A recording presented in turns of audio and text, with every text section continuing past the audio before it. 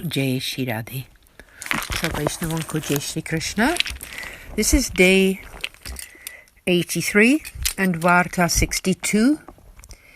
In our readings of the 252 Vaishnava disciple of Sri Gosaiji biographies, Sab Vaishnav ko Jai Shri Krishna. Varta 62. The story is of one Gujarati king. Bhav Prakash, the inner meaning. This is a devotee of Rajasi disposition. In the eternal Leela, his name is Rasa Rasika, who is always totally immersed in the Lord's Rasa and other Leelas. She manifests from Kalahansi and is thus a form of her divine loving mood. Once, Sri Gosaiji travelled to Dwarka to have the holy sight of Sri Ranchorlalji. On the way, he came to this king's village and made camp there. Someone told the king that one great soul had made his camp just outside this village, and he is apparently very spiritually powerful and effulgent. He is accompanied by quite a few people, and many people from the village are going there to have his sight. They say he is a perfected being. The king said, "I would also like to go and have his sight." He went there, taking many men with him. When he arrived, Sri Gosaiji was performing his daily prayers. The king looked at him and saw him as a mass of huge bright effulgence. The king bowed down and supplicated, "O great Maharaj, please accept me as your disciple. I am your servant." Sri Gosaiji was pleased by his humility and initiated him with the Lord's name. Then the king invited Sri Gosaiji to come to his home, and he promised that he would come there the next day. At that time, Chachaji was with Sri Gosaiji, and the king asked him, "Please will you enlighten me as to Sri Gosaiji's true form, and also the true form of this path?" Chachaji explained everything to him. The king then requested Sri Gosaiji to initiate him with Brahmasambandh and then to grant him some Seva of the Lord. Sri Gosaiji told him he would have to fast for one day, but the next day he would grant him Brahmasambandh and Seva of the Lord. The next day Sri Gosaiji came to the king's home, and the king's whole family became Sri Gosaiji's disciples, and he granted them all the Brahmasambandh initiation, and also gave the king a Swarupa of child Krishna. On the insistence of the king, Sri Gosaiji stayed at the king's house for 3 days. Sri Gosaiji served that Sri Thakurji and taught the king all about how to make the seva with body, wealth and the heart. Then Sri Gosaiji took leave of the king and continued his journey to Dwarka. With Sri Gosaiji's great grace, from that very day forward, Sri Thakurji reigned in the king's heart, as did all the Lord's pastimes. The king was always replete with such loving mood. He handed over all his kingly duties to his court minister, after which he barely spoke anything apart from the names of the Lord. He gave up all worldly trappings. Part 1. Trappings.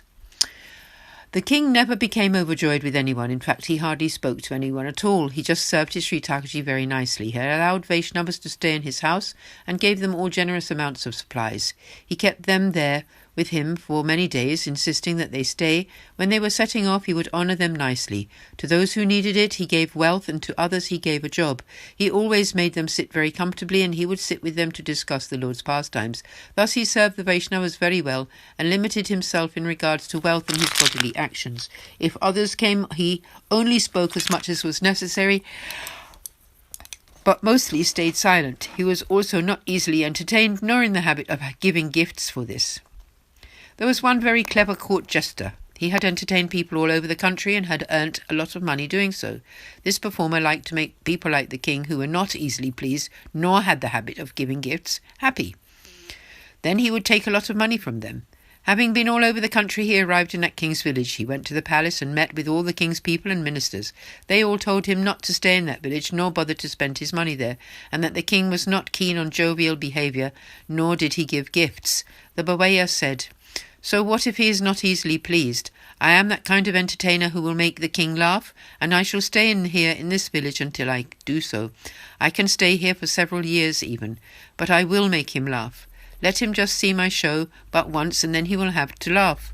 If he refuses to even see the show, I shall not leave this village alive." The Bhavaya took this vow. Some time later he again went to the court and met all the king's ministers, and again asked them to request that the king come and see his show, even if they were not going to give him anything for doing it. I will not go away until he has seen my show." The king's personal servant and his ministers went to him and recounted all of this news. The king did not say anything and thus did not answer. 1 year passed like this. The Bhavaya lived on money he had brought with him from other places, and also borrowed money from the local tradesman and spent it in many ways. He had to spend a lot because he had a cart, horse, and other people with him. One day that Bhavaya went to the door of the palace in order to force his way in. He even set fire to his own clothes. Everyone tried to make him understand, but he would not listen to any of them. He said, "I want the king and his courtsmen to see my act, even if they do not pay me. Otherwise I shall die, and the blame will fall upon the king. Only then shall I even drink water." 3 or 4 days passed like this. Then the chief minister went to the king and told him that the Bhavaya was sitting at the gate, having burnt his clothes, and whilst refusing even to drink. "It has been 3 or 4 days now. I have tried to make him understand, but he does not want to listen. He is being very stubborn. He says that he has spent all the money that he earned in other places and that he has taken out a loan from the local trader in order to survive.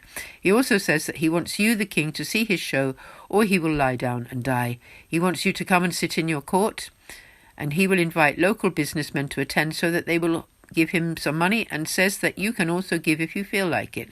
In this way the chief minister relayed all the Bhavaya's words to the king. The king agreed to come and take his seat in the court.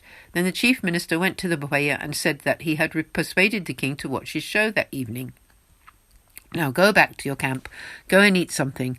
After that I shall call all the varied business people from this village to come to you too. Please go and bring all your paraphernalia." In this way the chief minister got the Bhavaya to move from there. In the evening all the court's people came.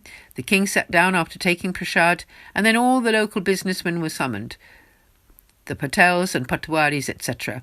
The Bhavaya arrived with all his entourage and began to stage the drama. He donned many garbs. He put on a very interesting show and sang very nicely. He put on every disguise and costume that he had. He left nothing out. However, the king just sat there with his head bowed.